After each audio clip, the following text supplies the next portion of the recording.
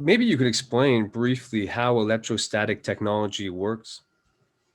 Yeah. So, electrostatics has been around for, probably 30 plus years, predominantly utilized in the agriculture space. Also in the automobile industry utilizes it to paint cars.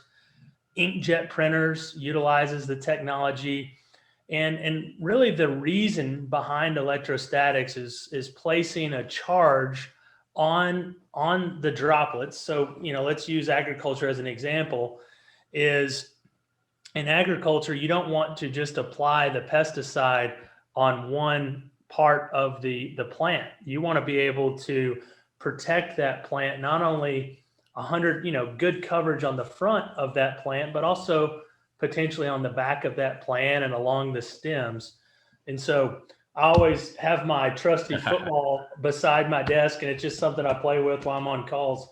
But so if I were to spray utilizing our technology, stand a couple feet away, not only in literally just a couple second spray, I'm going to cover not only the front and have significant coverage and all the details of the football, but really strong coverage here.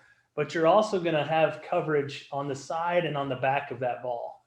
And I think that's what is really unique about electrostatics is it is all about coverage, and it also has a wrapping effect so that you're comprehensively coating a surface with disinfectant.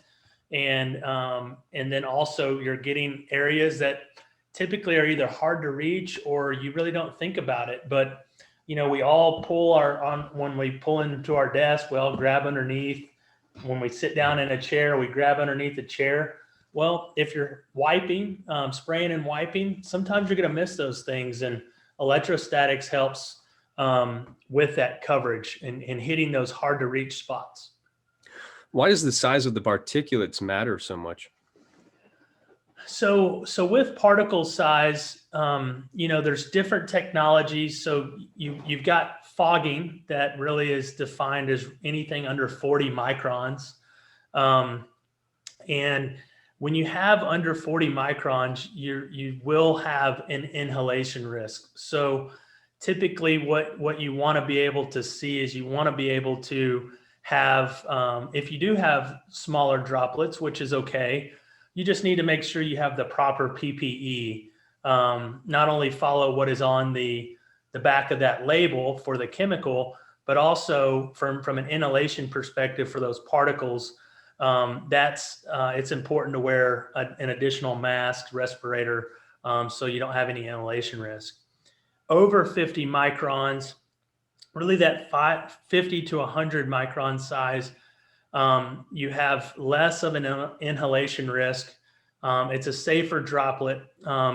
And, that's one of the reasons. So at EMist, we chose to have a larger droplet. So our average micron size is 75 microns.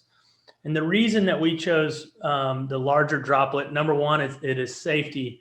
But number two, it's coverage. We want to be able to cover a surface. And, we do, I think, if I can go back just a second, when you do have a smaller droplet, like I was talking about wrapping. So when you have a smaller droplet, those smaller droplets can float in the air a little bit more. They're not as aggressively trying to attack.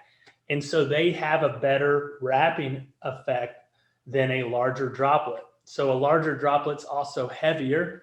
And so it's going to be attracted to that surface, and you're going to get good coverage. And for us, we believe that disinfecting that coverage is the biggest key with our electrostatic technology, is having the best surface coverage that we possibly can with that larger droplet size.